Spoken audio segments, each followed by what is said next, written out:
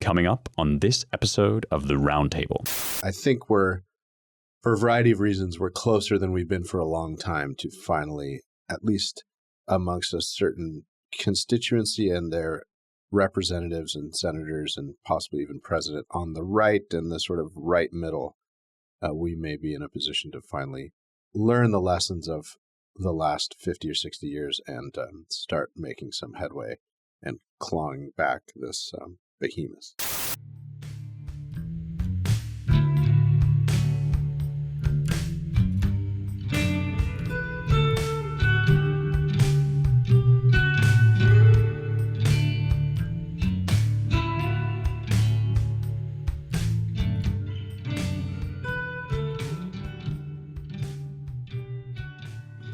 Hello and welcome once again to the Roundtable, your weekly publishers and editors podcast from The American Mind. I'm your host, Spencer Clavin, features editor of The American Mind and associate editor of the Claremont Review of Books. And this week, it's TAM Classic Edition. We've had various reconfigurations over the past few weeks, but we're back with the good old boys. We've got Seth Barron, managing editor, calling in from New York. We've got James Poulos, editor of The American Mind, and Ryan Williams, publisher and president of The American Mind. We are at Claremont Institute, I should say, president of the Claremont Institute, publisher of The American Mind, although president also of all things Claremont related, I suppose.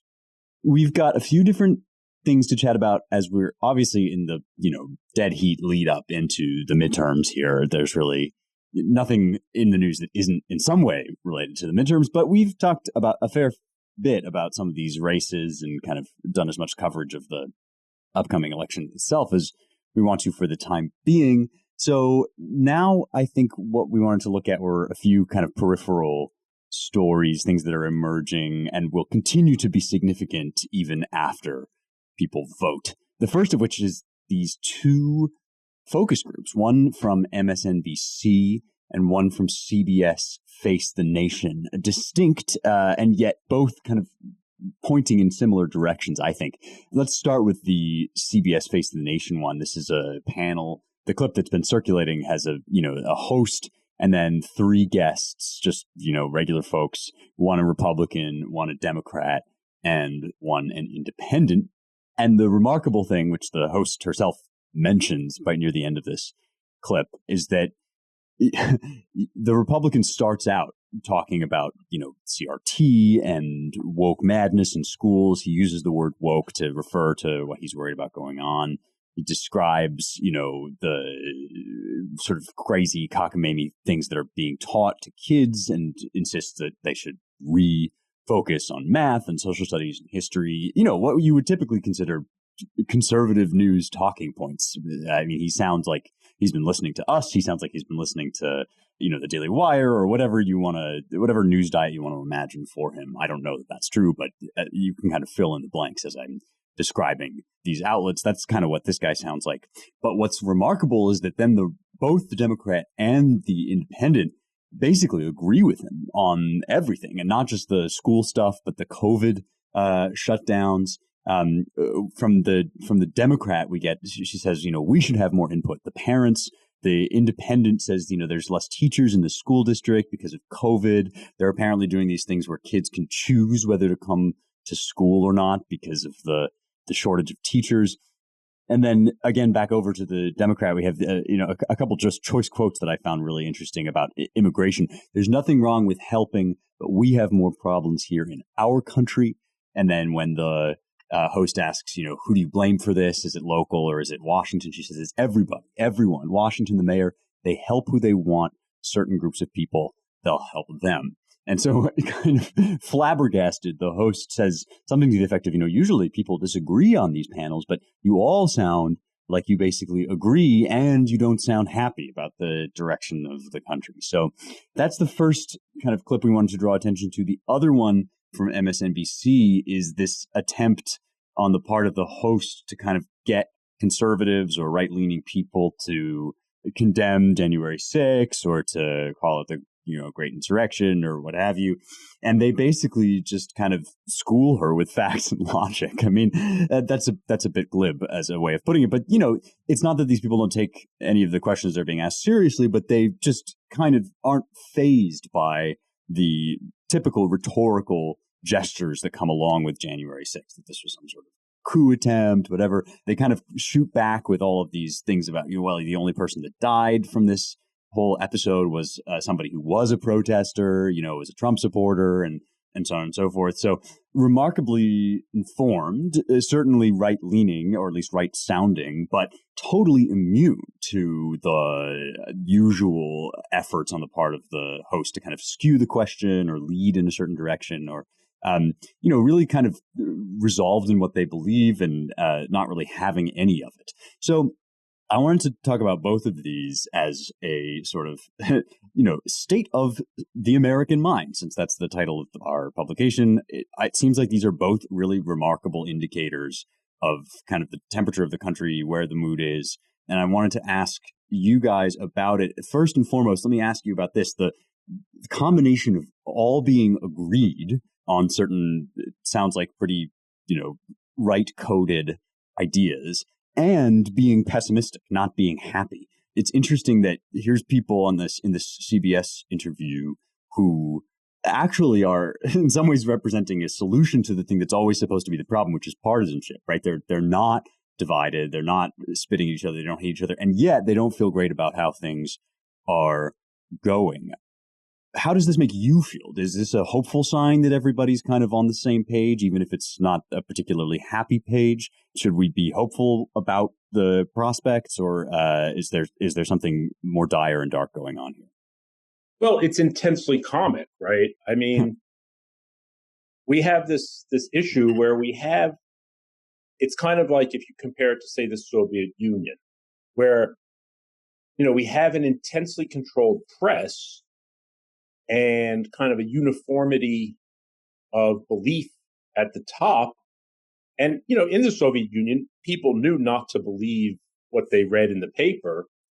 And here, outside of, I think, like a certain elite that just, or, certain, robotic types who just follow along with whatever they hear, I think there is kind of a healthy disrespect for the official line.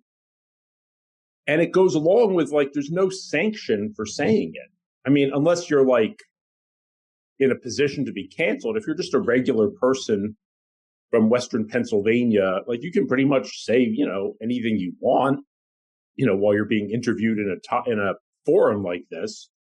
So it's just funny that they put together something like this, and the only person who's really, like, taken aback is the moderator, who just can't believe that people are saying these things that she feels totally, like she knows what's real. She knows what's right. So why don't all these people, like, haven't they been listening to her for the last 5 years? I guess that's the comical aspect of it, is watching them struggle to contain a narrative that they thought was safely on a leash. But then when they start talking to the, to hoi polloi, it's clear, like, just quite how feral the discourse really is, and untamed. I think it's always a healthy sign when people, like, resist the words of their masters and their betters.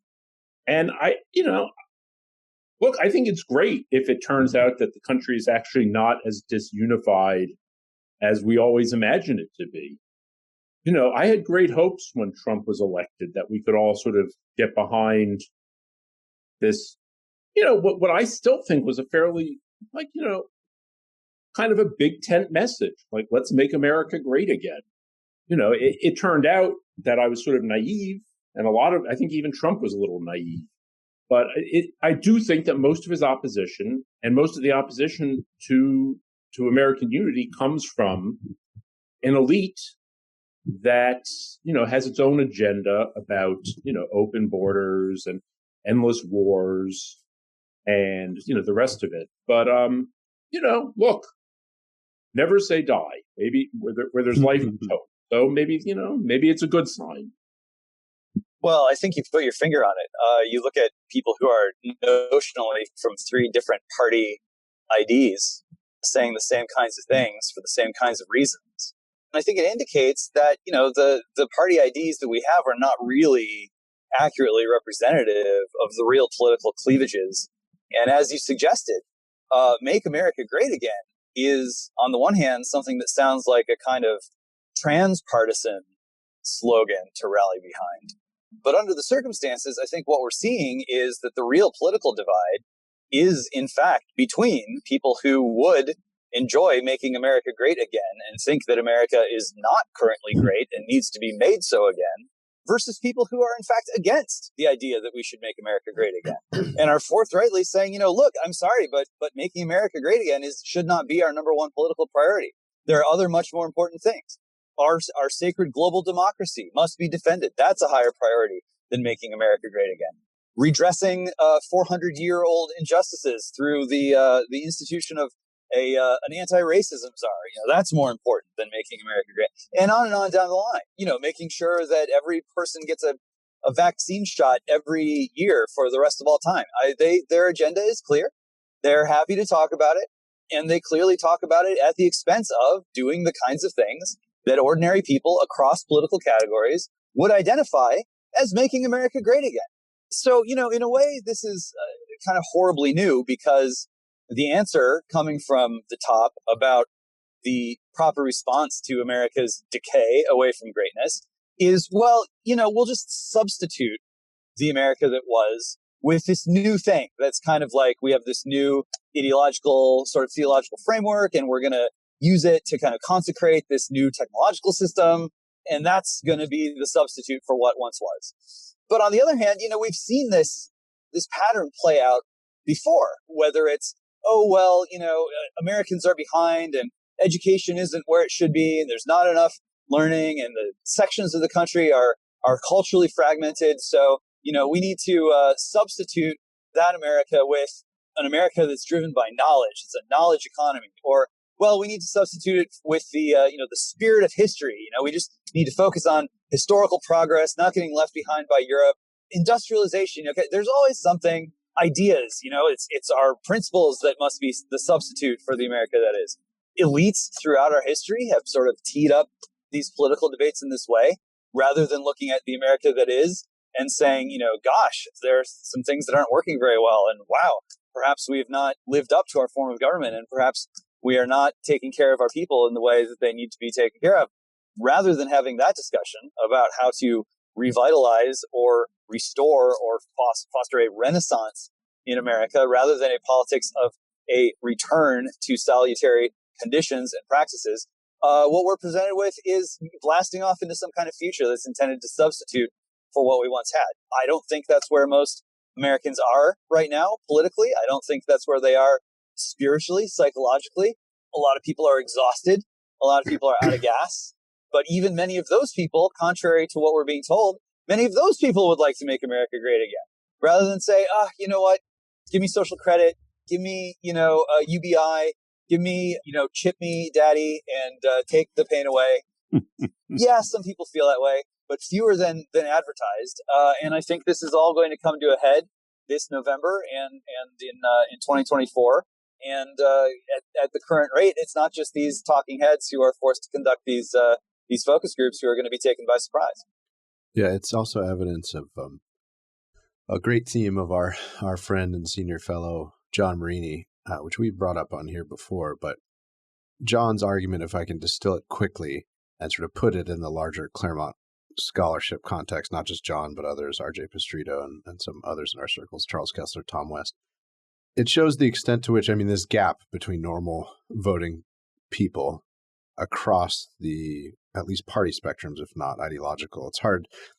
You might get somewhat different focus groups if you weren't disproportionately, I think, focused on interesting middle America-ish, swing state-ish, or swing district-ish places.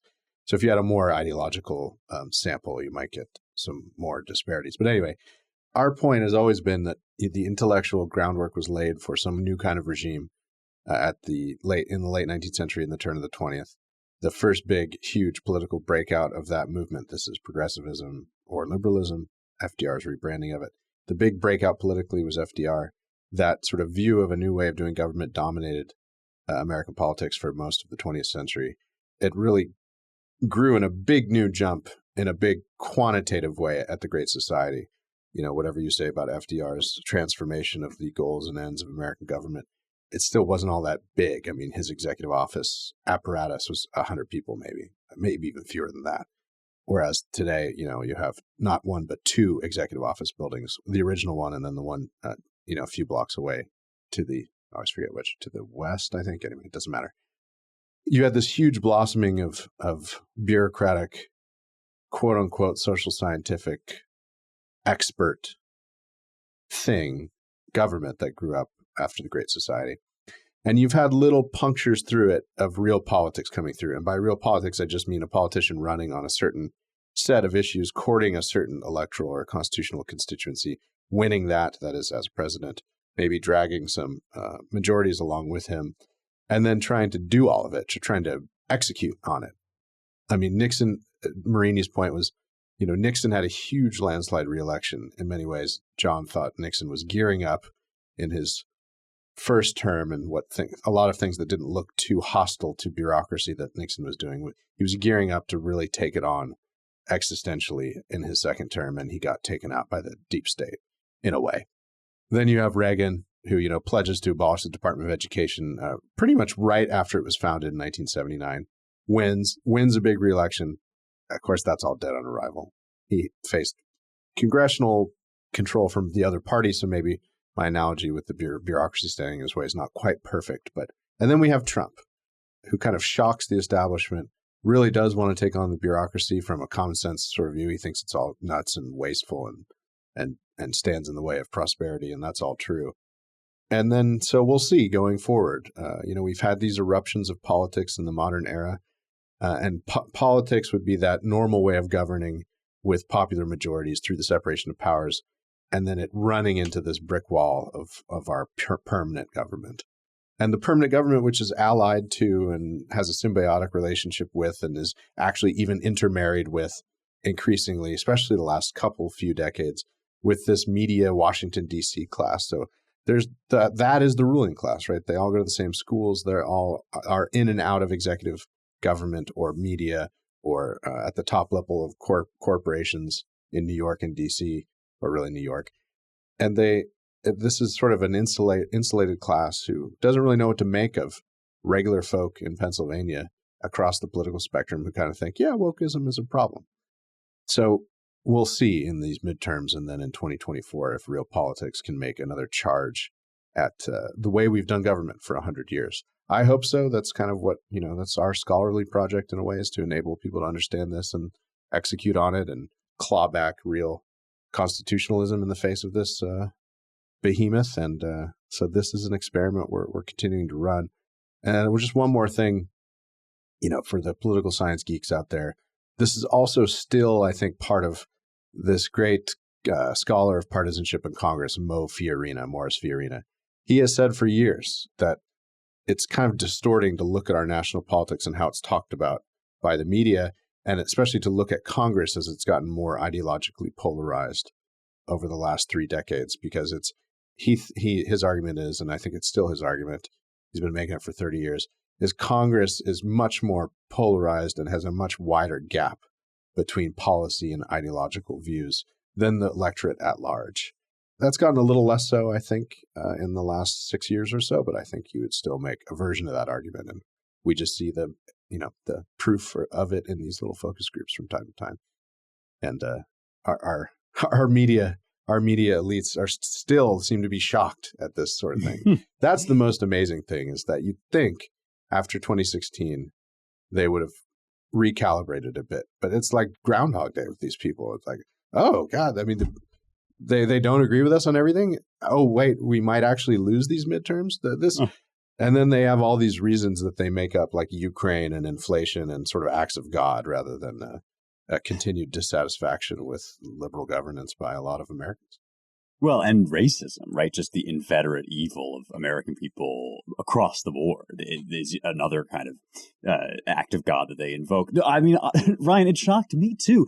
Just to tell on myself a little bit, this was the thing that surprised me about it, was how, even though I'm obviously a skeptic and a critic of this ruling class coastal mentality, how taken in I had been by the part of the narrative which says there exists a whole portion of the country that wants to do the sort of social credit, chipped up, drugged up thing that James was talking about. And I think part of that is a feature of something we've also been tracking, and that's just the kind of class dimension of our politics. That the deeper entrenched these class distinctions become, the harder it gets, even if you're on the side of the sort of regular guys, the harder it gets to think your way into the world of people that are just out there trying to make a living and live in America without, spontaneously combusting.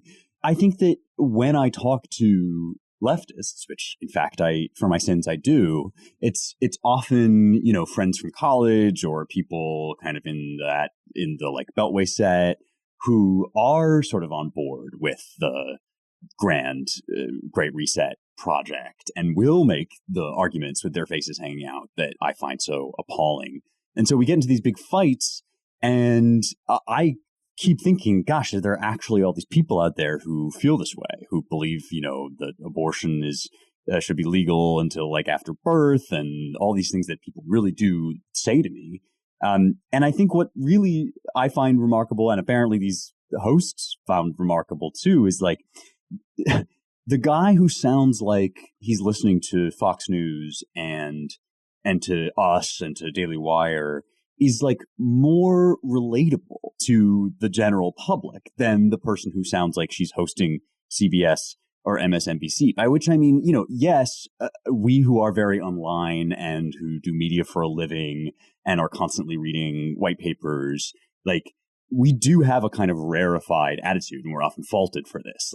We're going to return to the farmstead, or we're going to whatever LARP we happen to have taken upon ourselves. But at least our kind of rarefied, elitist, conservative LARPing bears some relationship to what people are actually out there thinking. At least there are the Cruz Rufos of the world who are bringing this theory into practice in an actionable way that actually hits home for people that they care about, that everybody, black, white, rich, poor, whatever, can get behind, not teaching kids about bizarre, polymorphic sexual perversity or whatever you want to call it. Whereas the sort of CBS view of the world, if you want to call it that, is so rarefied that it looks almost as if the host and the so-called average Americans that she's interviewing are mutually unintelligible to one another. The look of shock. I know we've now already discussed this in the segment, but the look of shock on both of these women's faces, barely contained, as they sort of scramble desperately to sort of nudge people back in the direction of what they view as sanity and normalcy, really does speak volumes. I find it very hopeful. I find it hopeful, and I also am kind of kicking myself for having been taken in by the idea that there ever could possibly be a significant portion of Americans that just thought, yeah, lockdown was great. We totally should have shut the schools down forever. And I want 20 vaxes. And I don't know. I feel like I got a little hypnotized by that as well, that vision of the world. Well, I'll dash some hopes because... Oh, please. Good. Well, I mean, part of, the dark side of my quick and dirty narrative of America over the last 70 years is that it's very difficult to translate the 80-20 or 70-30 issues of normal people, even as the left gets more and more outrageous, into actual governing solutions and sanity at the policy level. So that's the big test, I think, that will come in the coming years. And I think we're, to get back to a hopeful point, I think we're, for a variety of reasons, we're closer than we've been for a long time to finally, at least amongst a certain constituency and their representatives and senators and possibly even president on the right and the sort of right middle, we may be in a position to finally learn the lessons of the last 50 or 60 years and start making some headway and clawing back this behemoth. Well, that is kind of the message of that other clip, right? Is just how unfazed people are by what would formerly have been all powerful rhetoric, right? That the intimidation tactic of like, well, everybody thinks this or that. People have so many independent sources of information now and ways to communicate with each other without that middleman that's one major feature, I think, Ryan, of what you're describing as, the renewed potential for actual politics and for translating these things into voting. And the left is taking notice, right? There have been a bunch of, I don't know if you guys have seen these pieces, but it's like people are, the polls are showing us that people are shockingly blasé about their, freak show lineup of House members who are varying shades of insurrectionists and Q theorists, all exaggerated, of course, but. My favorite is that they're afraid of the end of democracy, but they don't care very much. That's like the New York Times result that I liked best of all recently. Sorry to interrupt you. No, that's good. Good. Okay. Well, with that invigorating sort of conclusion to our first segment, let us move on to a slightly sleepier topic, and that is our friend, Mr. Joe, Mr. Brandon. It feels like we come back to this every now and then, but it just, you got to talk about it because otherwise it just becomes background noise, becomes normal. Joe Biden is just looking worse every time somebody sends me a clip of him. I mean, Seth texted me a clip of him talking, just completely wandering into the middle distance as he's talking, I think, to his own campaigners, to his own phone bankers, or at least to Democrat phone bankers, I guess, for midterms. And just kind of like, you guys, it's going to be your generation. You're just going to, I'm not exaggerating. And I'm also not exaggerating when I say that he full on fell asleep in an NBC interview. We got this video that we kind of have been passing around of him. I guess he's being asked whether he's going to run again. And he says something to the effect of, I haven't made the decision yet, but I intend to, which is a sort of weird way of putting it. But that, I guess the idea is like, all things being equal, I will, but I reserve the right to back out without having said that I backed out. And then he just kind of nods off in a way that I've seen, like, elder relatives of mine do. And it didn't worry me that much then, but it definitely does when I watch the president of the United States do it on live TV. And then he kind of like, he sort of starts awake, and the interviewer who has a moment, I think a totally unplanned moment of just having no idea what to do, it says something like, Mr. President, and then kind of goes back to asking about Jill Biden, and he like remembers that that's what he's talking about, and he says something like, she supports me. So, again, this is not news, but we did want to bring it up because it does seem to be getting worse and worse. And at the same time, again, you sort of hesitate. You don't want to be like indecorous talking about this stuff, but it's obviously a totally legitimate object of attention and conversation. You have John Fetterman in his one debate, one and only, so far as I can tell, debate with Mehmet Öz. We covered this race a while back. Just really losing his train of thought. He said something to the effect of like, hello and good night, everybody, at the opening of this debate, forgetting whether it was the beginning or the end. A number of questions. He answered a question that was meant for O's. He flubbed and kind of wandered on a number of questions. So I have kind of a twofold question to kick this off for you guys. The first of which is,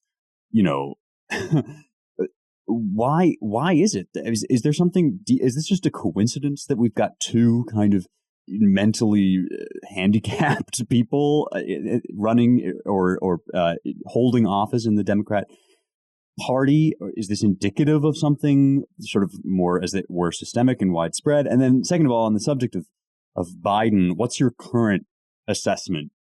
We haven't talked about it in a while. What's your current assessment of like whether the Democrats are going to start throwing him under the bus fairly soon? So the Fetterman thing was just a freak accident occurrence. I mean, the fact of him being the Democratic nominee and, suffering a stroke while on the campaign trail, and then now having these, at the very least, having these auditory processing problems, which are normal, that follow a stroke.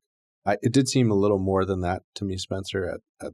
For one thing, Fetterman has never been a high-flying intellect. He's always been this kind of man of the people who looks kind of like a biker, in shorts and hoodies all the time.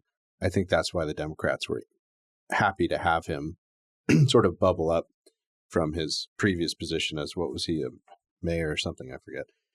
Doesn't really matter, because he was their ticket to winning, or to really locking up a working class, a white working class plurality state like Pennsylvania, where the median voter is someone who didn't go to high school, who's a probably Gen X white person. So that's why they picked him. And then this thing happened, and now, they made the campaign made the calculation. Others have said this. I'm not breaking any new ground here. That to cancel the debate would have confirmed everyone's worst fears that Fetterman was not up for the office. So they decided they had to do the debate, and they sort of played down expectations considerably ahead of it with this press release, about sort of outlining all the things that Fetterman would have trouble with. And then and all you forgot to mention also that the one auditory processing thing that I'm no expert on strokes, of course, but he also just sort of interrupted Öz during his closing statement, as a sort of interrupting rebuttal. Even Trump had the self-control never to butt into someone's closing statement, I think. So, he's just kind of a boorish guy and not that bright. And those troubles that would follow from that, those deficiencies, have been exacerbated by recovering from a stroke. So I don't know. I think that race seems to me to be, Oz's to lose at this point. I suspect this will do some real damage to Fetterman. As for Biden, I don't know. The old codger's been tougher than I thought. I remember us speculating about this a long time ago. Biden's getting steadily worse, but he's still kind of hanging in there. I thought he wouldn't make it this far, at least not in, he can still kind of do the job and is kind of coherent at certain points in the day. But then there are these glaring sort of eruptions of reality, and the reality being that he's a mentally declining late man in his late 70s, doing a job that will gray and tire out men in their 40s. And it has. Look at George W. Bush and Obama in the progression of their 8 years. It's a very taxing job, kind of relentless. And even when you take a lot of vacations and have short days all the time, like Biden does, it's a young man's game, or at least a kind of under 70 man's game. Unless you're Trump, of course, who's just a freak of nature somehow and has the boundless energy of someone 20 years his junior. So I don't know. It's hard to predict with Biden. He could just keep coasting along, or he could have some acute medical event, as one often does at his age, and we'd be thrown into some chaos of succession. Harris, and then all the rest. So it's it's going to be a wild ride, I think, through 24. Yeah, well, it's hard to say. And Biden himself has sort of admitted in one of his ramblings, I could drop dead tomorrow. And I don't know if that was supposed to be comic relief or sort of gut check for the party. I don't know what it was. Certainly, it's, never the right thing to do to just ridicule people for being unfit for office in that kind of health-related way. But it does seem like both of those guys are not fit for high office. And it would be very straightforward not to kind of poke fun at the whole thing, were it not for the insistence of the sort of party mouthpieces and foot soldiers that, how dare you claim that this person is not fit for office? This is stigmatizing disability. People really came out of the woodwork during the Fetterman Öz debate and even for a few days after, to say, it's not legitimate to criticize Fetterman for having a sort of computer-assisted experience during his debate. And I think it's just very easy to see how we are headed toward a world in which, the kind of sanded down epithet of differently abled that we were kind of encouraged to use for a while is going to just seamlessly dovetail in with yes, this person is augmented by technology. There's some degree of cyborg, and not only is that okay, but that is in some sense, a moral achievement that is superior to putting someone up for office who, uses the infrared sauna on their nether regions, or, just sort of barbarically lifts all these weights. Like, no, it's, the real champion of the people is kind of one of the dregs, from the beaten down and exhausted hoi polloi who is equipped with, fabulous new technologies so that they can represent that constituency on a national stage and sort of embody that constituency at the very highest levels of government. That's identity politics. It easily applies to cyborgs. I will not be shocked when people come out and say, it's hate speech to attack cyborgs or to ridicule cyborgs. We need cyborg equality. We need, cyborgs. It's not DEI if it excludes cyborgs. All those kinds of things that we've come to expect from what people are already referring to as the sort of woke Borg. The doors are wide open for the incorporation of cyborgs, especially through the route of, this person has a disability or this person has suffered this malady. And, it's obviously it would be wrong to deprive them from technological augmentation. I find it all really easy to see. And so as that's kind of looming in the background, it's not surprising that Biden and Fetterman and the people who insist on propping them up, even as they struggle along, it's easy to see how the reaction to all that is one of mockery. I think there's still, plenty of mockery lying around in Fetterman's case, and maybe we will see more of it unfold.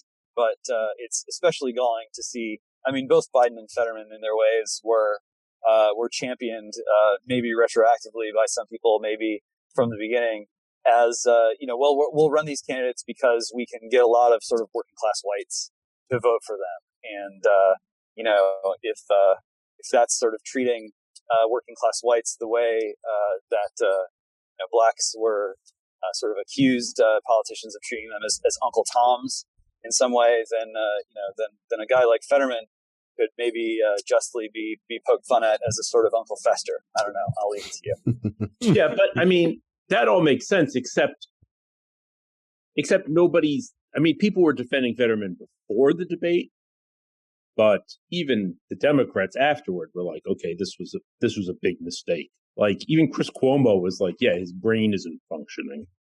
So I think that Fetterman. I mean, he was kind of like an oaf before he had his stroke, and then I guess once he had his stroke, maybe they didn't have like a way to remove him from the ballot. So I think it was all baked in at that point. Yeah. They were sort of stuck with him, and obviously, I guess they hoped that it would, he would pull it off. The thing with Biden is just really, I mean, here's the problem with modern medicine: they can really keep people alive well past their expiration date. And I know that sounds horrible, but I mean, it's kind of like this thing you hear people always like kind of like tut-tutting about how in the past we didn't warehouse our elderly and we kept them with us and we lived with them. Now I lived with my 87-year-old demented mother-in-law, and it's fine. But here's my point: is that it used to be that people just died. People were not kept alive into their mid-90s. So it was one thing to, yes, we don't put our elderly into nursing homes, we keep them with us at home, but typically that didn't last forever. Someone like Biden, Dianne Feinstein, who's, even the New York Times came out and said, yeah, she doesn't know where she is most of the time, but there's nothing we can really do about it because she is a senator.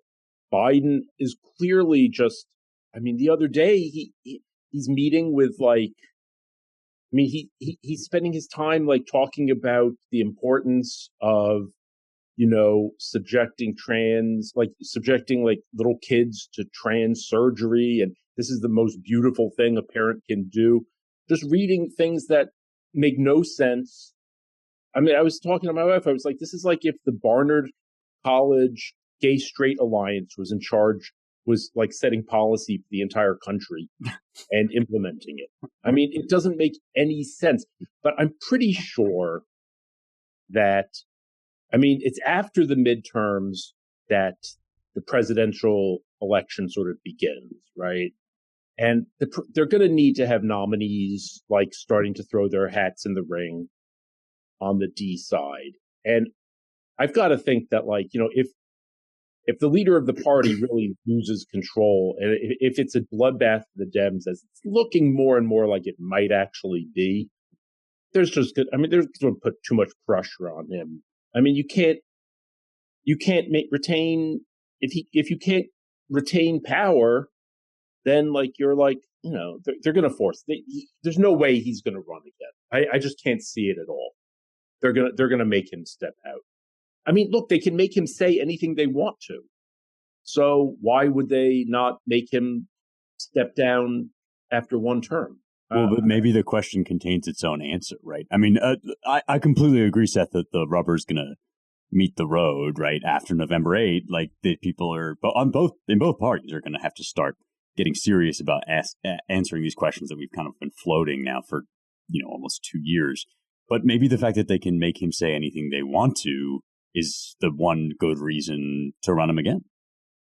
Well, maybe, except nobody likes it. It's horrible. If they lose the midterms, then clearly it's not working. Yeah, I guess it does depend on whether in fact we get the red tsunami that we're all sort of waiting eagerly with bated breath to see if it materializes. But yeah, I mean, as a side note, I'm rereading Brothers Karamazov. I don't know how to say that.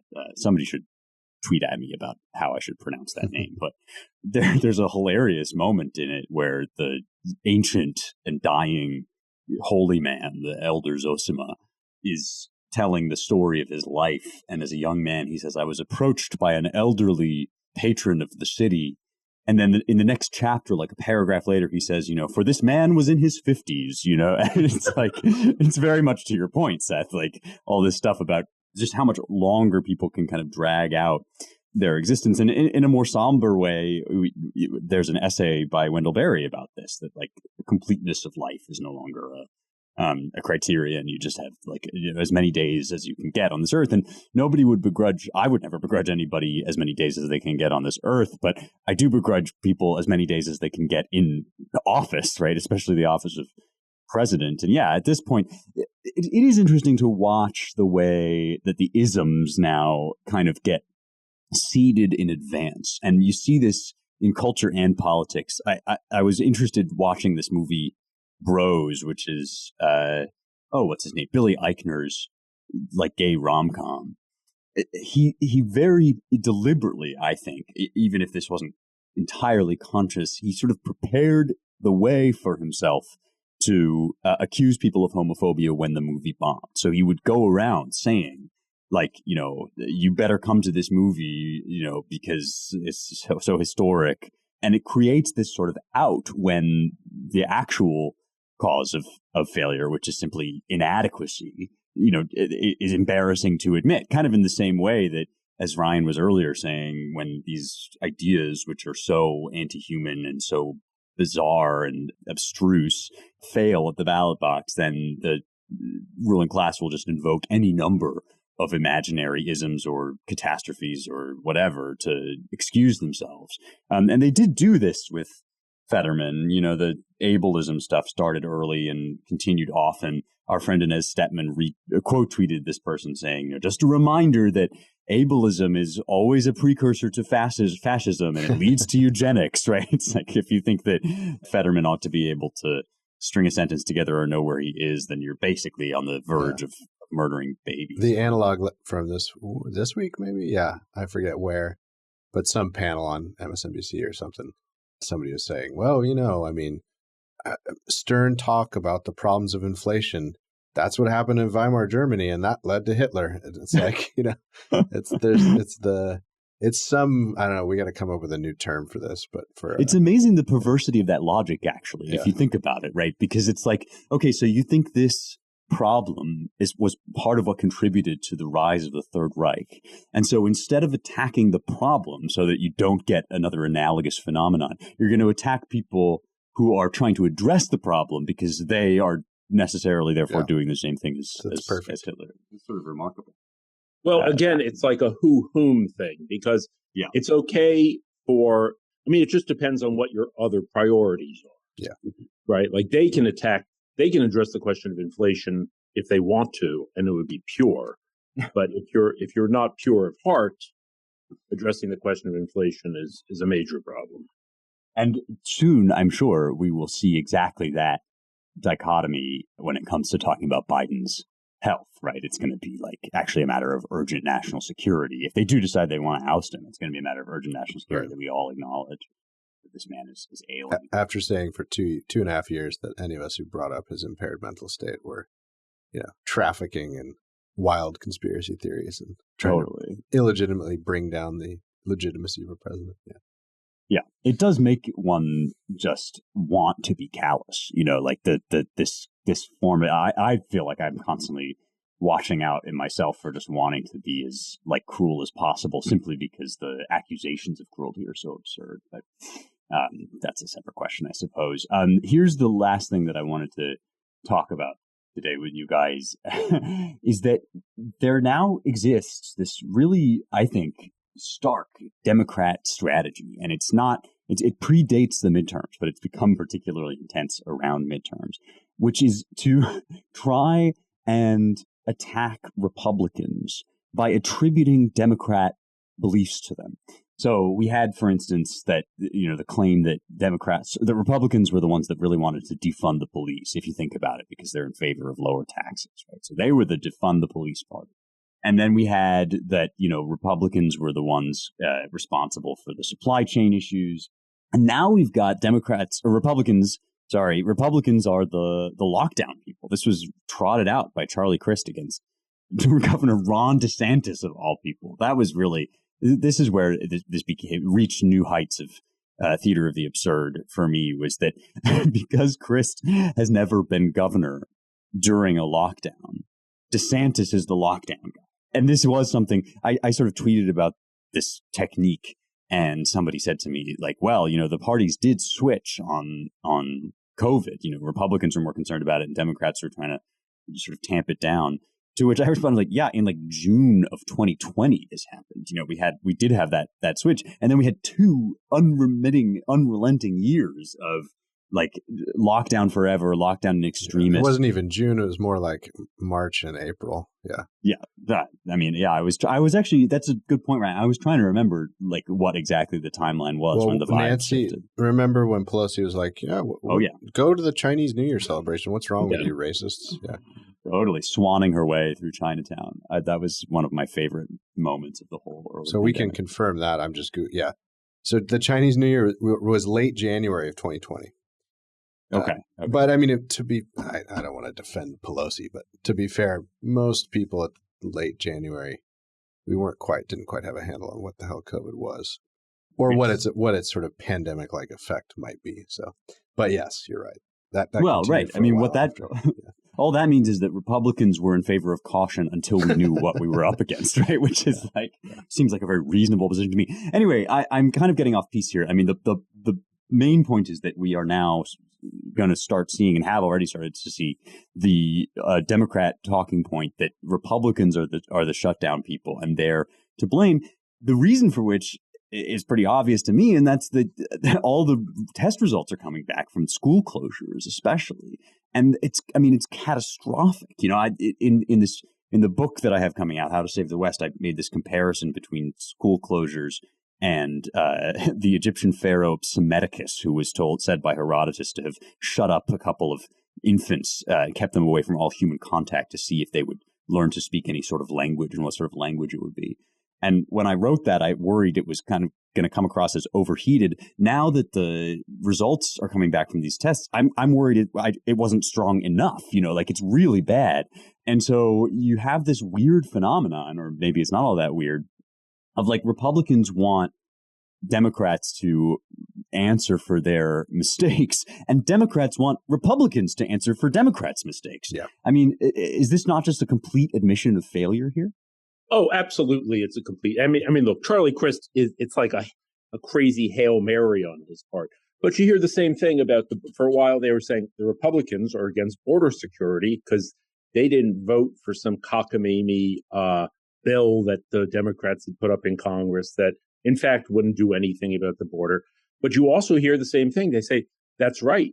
Red states have the most crime. Most violent crime, yeah. Yeah, the most violent crime is in red states. Like, look at Louisiana and Mississippi. Those are run by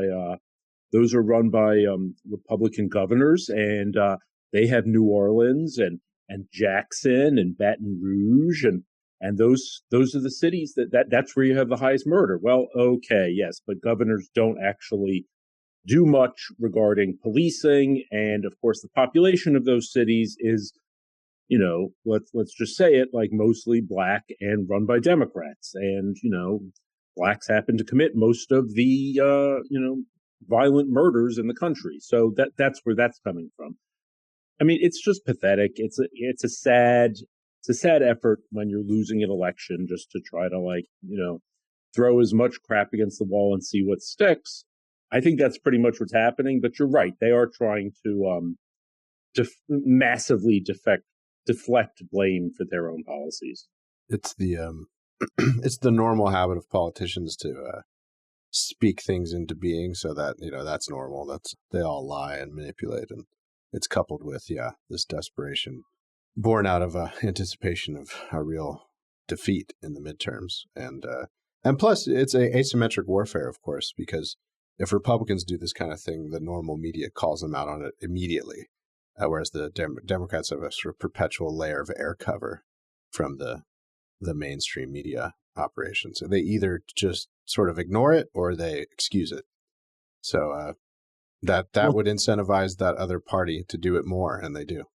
Totally. Although, also, call me out here if I'm wrong, but I genuinely don't see Republicans doing this thing, right? I mean, look, I'm happy to hate on the Republican Party. I think they're inept in all sorts of ways, but at least they're actually trying to present ideas that they think will work and run on their record. This thing where you accuse the other party of the thing that you openly advocated and believe in is really craven to me. I actually don't see Republicans accusing Democrats of being pro-school choice or whatever. Do you know what I mean? Yeah, fair enough. Yeah. You maybe get it on the shifting winds of foreign policy, if anything. Yeah. But yeah, on domestic policy, it does seem to be a disproportionately liberal tick. Yeah, I guess there is I have noticed this with Afghanistan a little bit. There's been a conspicuous lack of conservatives standing up and saying, well, I supported the war in Afghanistan, and now I think it was a debacle. We just sort of flipped to thinking it was a debacle. But, right. No, that's interesting. Well, I mean, I hate asking for predictions, but we are kind of now so down to the wire that I feel a little bit more confident in doing so and less cruel. Do you guys think we're actually going to see this famous red wave? It's been up, it's been down. We were in the summer, it was not going to happen, and now it's it's gathering force again. What do you think? Yeah, it seems to be trending that way. You have, again, I'm just reporting what a lot of the horse race trackers that we trust and follow observe. So nothing original here, but if you look at spending across the country, the Democrats are spending in places where you wouldn't expect they normally would if things were pretty bad. Baldock in New Hampshire looks like he has a chance of winning, and so the national GOP apparatus is dumping money in there. Pennsylvania was 2 months ago, even with the stroke and all the rest, it was thought that Oz was definitely going to lose to Fetterman, and now it's neck and neck. Oz has been gaining for weeks, if not a couple, maybe a month or 6 weeks. And now the national establishment has poured $5 million in there. There's the stuff in Oregon. There's House races in New York. Seth probably knows some of those better. So it looks from, whatever they might be saying, from what the Democrats are doing, they certainly seem a bit worried because they're sprinkling money at places where they normally wouldn't and races where they normally shouldn't have to. And look, it's just the normal headwinds of a midterm. You usually lose it as the president's party. And it's been compounded by a variety of factors, sort of incompetence from the Biden administration, rampant wokeism, as Chris Rufo keeps pointing out, it really is a 70-30 issue at least. And yet they're pedal to the metal on it. And then the war in Ukraine, which seems whatever else is true, it doesn't seem like the adults in the room are running things in that on our side. And you have inflation, gas prices, so it's all some of the things that are kind of out of Democrats' control.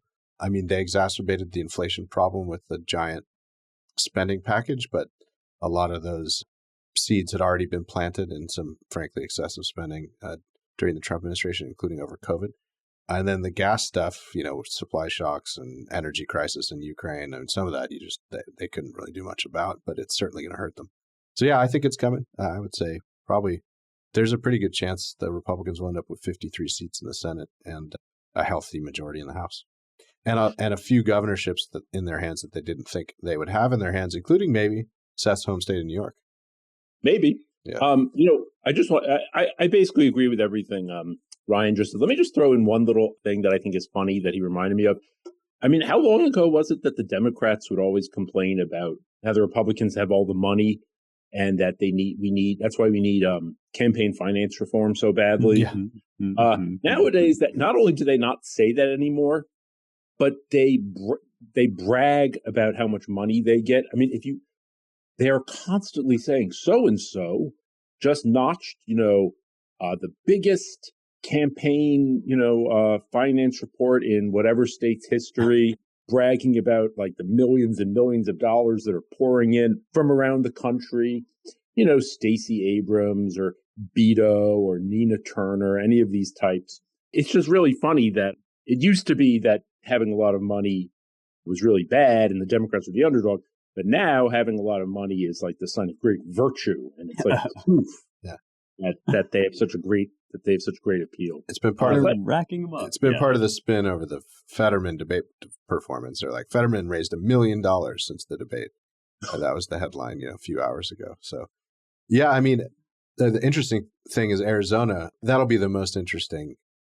It's the most interesting race to me because it looks like Lake's been helped by having a pretty anemic, low-energy candidate and kind of dumb candidate in Katie Hobbs, so that's helped. And Lake is good on TV, so I think she's very likely to win the governorship and may help with her coattails Blake Masters beat Mark Kelly, despite the fact that, we'll see, despite the fact that Mark Kelly is outspending Masters like 3-1. I mean, it's like 70 million to 25 million or something. That race should not be close, given just the normal dynamics of, if you carpet bomb somebody and you're an incumbent, with just mountains of cash, you should not be having as much trouble, at least as the polls indicate, as Kelly's having. And you're an astronaut, or right. an astronaut. Let me just throw in one prediction. If Lake wins, she'll be on the ticket in 24. Oh, yeah, that's a spicy one. That's I wouldn't take that bet against you, Seth. I think you might be right. Interesting. All right, folks, you heard it here first. We're 3 for 3. Red wave all the way, baby. It's happening. That is all the time we have for this week. As always, it's a pleasure to be with you, and we will be back next week. Thank you all for listening to the Roundtable. If you want to learn more, visit our websites at americanmind.org, claremont.org, ClaremontReviewOfBooks.com, and our DC-based Center for the American Way of Life at dc.claremont.org. And I should say, that's not just if you want to learn more about our podcast, but if you just want to learn more, we can educate you. Do the work. You can donate to support the show at claremont.org/donate. Don't forget to rate, review, share, and subscribe on Apple Podcasts or Spotify or wherever you get your podcasts. We accept all adulation in the form of 5-star reviews only. Keep those 4- and 3-star reviews to yourself. You can share them with your spouse or your pet, but don't post them because it doesn't help. Thanks, everyone. Talk to you next week.